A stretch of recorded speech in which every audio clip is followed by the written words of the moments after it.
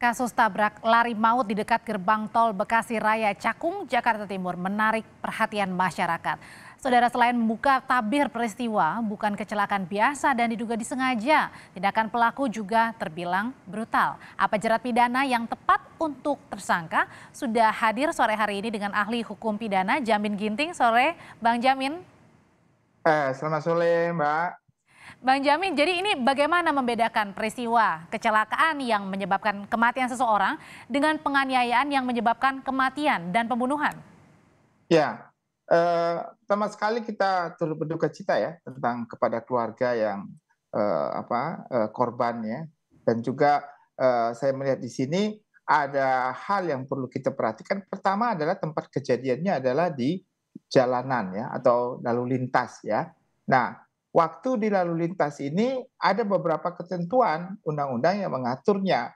Kalau dia dilakukan oleh kendaraan bermotor dengan kendaraan bermotor, di mana kendaraan bermotor lain karena kelalaiannya mengakibatkan kematian atau kerusakan, maka itu adalah suatu perbuatan yang dikategorikan dalam undang-undang lalu lintas, ya Mbak ya. Nah, dalam konteks seperti itu.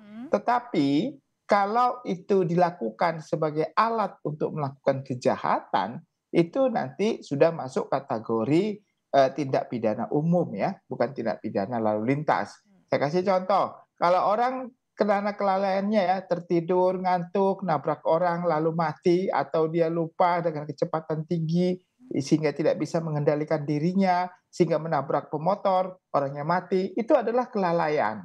Sedangkan bagaimana masuk unsur kesengajaan? Kesengajaan contohnya dia akan membunuh orang, dia lihat yang akan dibunuh itu naik motor, lalu dia tabrak sehingga mati. Tetapi itu ada motif, sedangkan kelalaian itu tidak punya motif sama sekali. Makanya polisi Nah, ini mengubah ya dari Undang-Undang Lalu Lintas ke KUHP 338 ya, Pak Jamin, Bang ya. Jamin ya?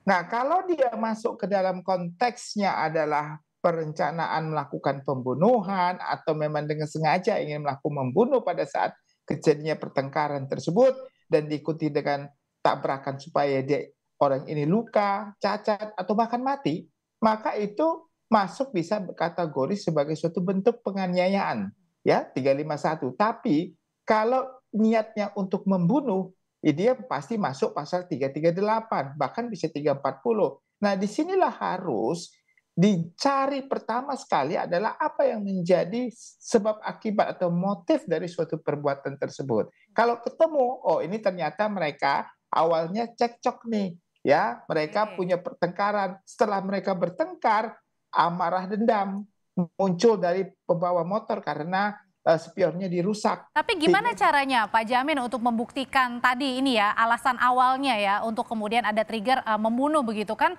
korbannya sudah meninggal dunia. Hanya berarti tinggal si pelaku atau tersangka. Nah, tentu kalau dilihat dari saksi, mungkin hanya saksi yang melihat kejadian. Tapi kalau dilihat dari flashback ke belakang, tadi kan dikatakan mereka sebenarnya kenal. Kalau kenal kan berarti tentu ada motif dendam begitu. Nah, tapi dendam itu juga nggak bisa ditemukan kalau ini baru ketemu pada saat di jalanan kan gitu kan. Nah, Oke. mungkin mereka bisa ada bukti. Nah, kalau ketemu di jalanan, bagaimana dendam? Itu bisa diwujudkan dalam suatu pembuktian. Nanti tinggal dilihat dari forensik daripada scientific forensiknya. Contohnya ya, dia pertama sekali adalah memecahkan kaca atau spion begitu ya. Nah, dari memecahkan spion itu dia emosi. Ya, dia tidak berusaha untuk mengerem suatu kendaraan yang seharusnya dia bisa lakukan dari CCTV kelihatan dan analisis terhadap kejadian laka lantas itu bagaimana dia punya Oke, niat itu Pak bisa Jamin, diwujudkan. Nah, kalau seperti itu konteksnya. yang didapatkan informasi juga dari polisi, ini kan ternyata pelaku ini pada saat mengendarai mobil tidak sendirian, ada ibu kalau tidak salah. Nah, seharusnya bagaimana ini untuk mensinkronkan tadi untuk pengenaan apa motif di balik tersangka ini melakukan hal tersebut kepada korban? Ya, saya kira kalau ibunya jujur untuk memberikan suatu keterangan, tapi kan agak sulit ya, karena dia tentu di dalam hal ini selalulah pasti membela anaknya ya, kita itu pasti arahnya ke sana. Nah, tinggal bagaimana penyidik ini dalam mengungkapkan sebenarnya ini bukan karena kelalaian ya, tapi suatu kesengajaan dengan maksud ya, dengan maksud apa? maksud yang dapat dibayangkannya bahwa orang ini pasti mati kalau saya tabrak atau paling tidak luka begitu ya dan cacat.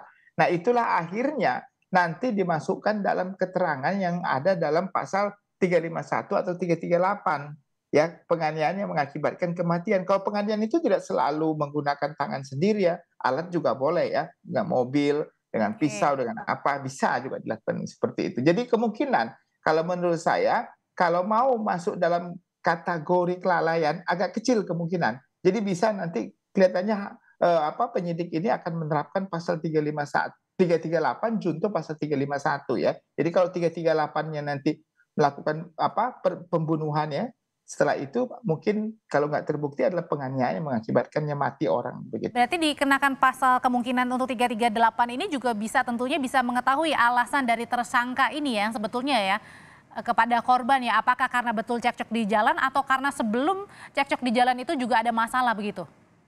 Kalau cekcok di jalan, itu kan sudah merupakan motif ya, dari Oh, suatu oke. perbuatan ya. Contohnya orang cekcok, berantem di jalan sehingga nggak terima dikejar-kejar dia, ditabrak begitu. Nah itu kan artinya sudah ada niat untuk mencelakai orang lain, bukan karena kelalaian, tapi ada unsur kesengajaan. Sudah terpenuhi berarti Kesengajaan. di situ ya?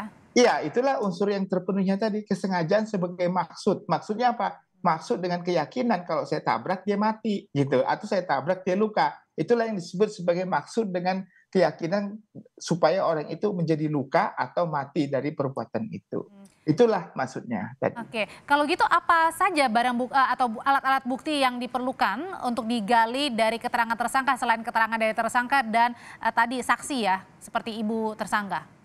Ya kalau dari konteks scientific evidence, Mbak, kalau di luar negeri itu dia bisa kalau ada nggak bisa dia membuktikan apa yang di percakapan, kalau ada CCTV nanti dia bisa rekam, bisa lihat itu mimik ucapannya, dia mau ngomong apa dan segala macam ya. Kalau korban kan nggak bisa lagi diminta keterangan ya, tapi kalau pelaku diminta keterangan atau ibunya kecenderung ya, saya tidak bisa bilang iya, yaitu tidak memberikan keterangan yang tidak sesuai kan karena mereka kan sebagai yang akan dipidana begitu. Maka perlu ada scientific evidence untuk menunjukkan raut mimik muka apa yang dibicarakan pada saat itu. Kalau tidak ada bukti, dari situ bisa disimpulkan nanti ternyata ada pertengkaran pertama, yang kedua ada niat dari orang ini, contohnya, oh saya akan nabrak dia ya, atau mukanya agak geram gitu ya, dengan kecepatan tinggi, lalu dia melakukan penabrakan itu. Itu bisa dijadikan bukti scientific evidence dalam pembuktian nantinya, bahkan ahli akan dihadirkan pada saat itu ya untuk bisa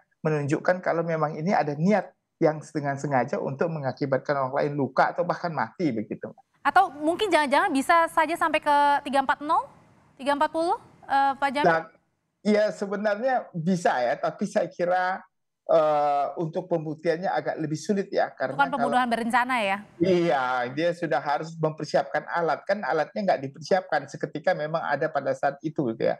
Belum Oke. ada persiapan untuk alat yang digunakan gitu. Artinya ini adalah membuka, pintu baru ya dari tadi pengenaan pasal Undang-Undang Lalu Lintas karena ditemukan bahwa ada unsur kesengajaannya maka diubah ke 338 untuk membuka tabir yang sebenarnya ya Pak Jamin ya? Ya, saya kira ini pembelajaran ya, Mbak, ya, bagi masyarakat untuk meredam emosi, apabila mereka berhadapan contohnya bersitegang di jalan ya, bertengkar begitu. Jadi kalau pertengkaran di jalan itu kan sudah ada suatu motif ya, untuk contohnya ada orang bertengkar, lalu dia dendam, dengan dendamnya mungkin dia, kesal, lalu dia kejar orang tersebut dan ingin menabrak begitu. Jadi motifnya mengejar menabrak, bukan meminta pertanggungjawaban. Nah ini nanti kan alasan daripada mereka bilang, oh saya mau minta pertanggungjawaban dia, tapi dia kabur gitu ya. Nah itu bisa sebagai alasan. Tetapi kalau bisa dibuktikan bukan Baik. mengejar, tetapi dengan sengaja untuk menabrak sampai dia mati gitu, apalagi tidak memberikan pertolongan, nah itu juga dianggap sebagai suatu perbuatan Baik. pidana masuk dalam kategori pidana umum, Mbak. Gitu. Ya, Pak Jamin Ginting terima kasih untuk Ya, informasinya di Kompas Petang, terima sehat selalu. kasih. Terima kasih.